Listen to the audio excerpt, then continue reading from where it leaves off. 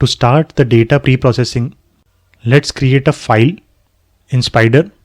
It's called the data pre-processing template. So you can go to file, click on open file. You can remove this. So we have two files here, both are untitled. I am removing one. So I have a file named untitled. I will name it as the data pre-processing template. So go to file, save as data pre-processing template, and I am saving it on desktop right now. Save. So now it has been saved as data pre-processing template, and I have saved it on my desktop for now. So the first part of data pre-processing is importing the libraries. So let's start with that. We will write the codes to import the libraries, and let's give a comment that whatever we are writing now is to import the libraries so that we can understand our code later. So using a hash sign, you can give comments Spider. So you must also be wondering that what is a library here and why do we need it?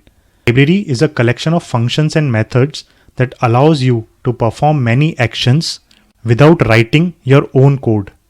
So these libraries have been created by various other contributors, and these are pieces of codes which you can use in your project to do certain tasks, and it makes your work very easier because you don't need to write a code from scratch for every task that you do.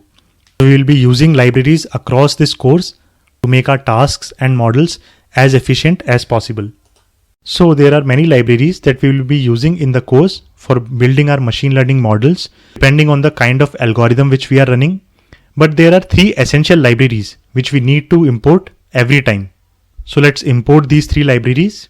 The first library is matplotlib. So let's import it.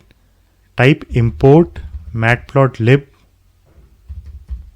dot pyplot as plt. The second important library is numpy. So type import numpy as np. And the third library is pandas. So type import pandas as pd. The names plt, np and pd are kind of short names which we have given to these libraries, as we will be using them again and again in our code, and it makes it convenient to use the short names rather than the long ones. Now select all the three lines and press Ctrl Enter. As you can see in the console here, all the three libraries have been imported. Now you must be wondering that yes, we have imported these three libraries, but what is the use of these three libraries? What is matplotlib, what is numpy, and what is pandas? So let's understand the use of each of these three essential libraries in detail. So the first library that we have here is the matplotlib library. So to make necessary statistical inferences from the data, it is necessary to visualize the data. And matplotlib is one such solution for Python users. It is a very powerful plotting library and is capable of creating most kind of charts like line graphs, scatter plots, bar charts, pie charts, 3D graphs, etc. Let's understand the importance of data visualization with an example. So this is the raw form of our data, where we have our data in a tabular format and we have two variables, age and salary. Now if we look into this table directly, we are not able to think of any relation between age and salary over here. But what if we look this data in the form of a chart here? You can see in this chart we have plotted age versus salary, where age is on the x-axis and salary is on the y-axis. And just by having a look on this graph, we can understand that there is a kind of a linear relationship between age and salary, where with the increase in age, the salary is also increasing. So this is what matplotlib does. Your raw data would be in the form of a tabular format, but using the matplotlib library, you can do a lot of visualizations and charting with your data, where you can see the relationships between your data. In this case, we had very less data, and you can think that I could easily draw the inferences from the table itself. but the real world data won't be so less. Real world data will have thousands or even lakhs of records, and also the number of variables will also be much higher than 2. There can be cases where instead of 2 variables you have 10 variables or 20 variables, and then by just looking at the table you cannot deduce any relationship between your variables. But by using the matplotlib library, you can write a single line of code and generate these kind of charts between all your variables within a few seconds. This is why this library is very essential for any machine learning project. Let's also take an example on how to use matplotlib in Python so that we can have a better understanding. So we have already imported the pyplot module in the matplotlib library and named it as PLT. Now, as we discussed, we can use this module to make charts and visualizations. So let's see how to use it. So the next thing that we are going to go ahead and do is plot. So when we go to plot, we invoke the pyplot module, which is PLT, and then we say dot plot. And when you go to plot, you plot x's and y's. Now here we don't have anything for x and y. X and y is basically the values on the x-axis and the y-axis.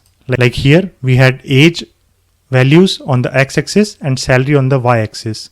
So in this example, right now we don't have any x's and y's. So let's fill these values. So let's create two lists and let's say x is 1, 2 and 3 and the y list is 4, 5 and 6. So now in graphical libraries like matplotlib, what happens is the graphs are drawn in the background, and then when the graphs are ready to be shown, that's when we bring forward whatever is to be shown. So in the background, this graph has been drawn, but we need to bring it to the forefront. So what we need to do now is simply print plt.show with empty parameters, and that's it. So now we can select these two lines and press Ctrl Enter. And as you can see in the console here, our graph is ready. So these are the x values and these are the y values. So for the value x equal to 1, we had given y as 4. So you can see here x is 1 and y is 4 here. For x equal to 2, we had given y equal to 5. So you can see x equal to 2 here and the corresponding y value is 5. Similarly, for x equal to 3, the corresponding y value is 6. This is how we use the matplotlib library, plot charts and graphs in Python, and do the data analysis efficiently. The second essential library in Python is the numpy library.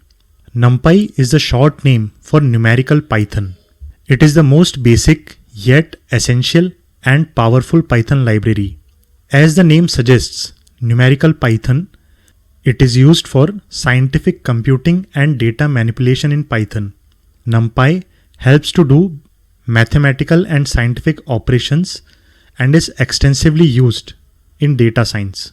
It allows us to work with multi-dimensional arrays and matrices. Arrays are basically data structures which are used to store data. All elements of an array must be of the same data type. Now, as we discussed here, NumPy allows us to work with multi-dimensional arrays and matrices. So what are multi-dimensional arrays and what are single dimensional arrays? Let's see this with an example. Have a look at this structure. This is a one-dimensional array. One-dimensional array represents data in the form of a list of items. On the other hand, a multi-dimensional array, like a two-dimensional array, stores data in the form of a table. So here, this table that we can see here is an example of a two-dimensional array where it has rows as well as columns. And this is how the real-world data looks like. It is mostly in the form of a table, a multi-dimensional array. And the NumPy library helps us to work with these multi-dimensional arrays to do scientific computing and data manipulation in Python while working on our machine learning projects. The third essential library for machine learning in Python is called pandas. A very interesting name, right? So pandas basically stands for Python Data Analysis Library. It is an open source Python library providing high performance, easy to use data structures and data analysis tools. The data manipulation capabilities of pandas is built on top of the numpy library. In a way, numpy is the dependency of the pandas library. So whenever you have to use the pandas library, you have to import the numpy library as well. Pandas is best at handling tabular data sets comprising different variable types like integers, float, double, etc. What's cool about pandas is that it takes data like a CSV file or a SQL database and creates a Python object with rows and columns called the data frame. A data frame is a two-dimensional data structure where data is aligned in a tabular fashion in rows and columns. Let's see how a data frame looks like. So this is how a data frame looks like. It has rows, it has columns, and there is data within this data frame. As we will move ahead in the course and start practicing with the exercises, you will get a further better understanding of how these libraries like matplotlib, numpy, and pandas are essential for any machine learning project and make our tasks much more easier and efficient.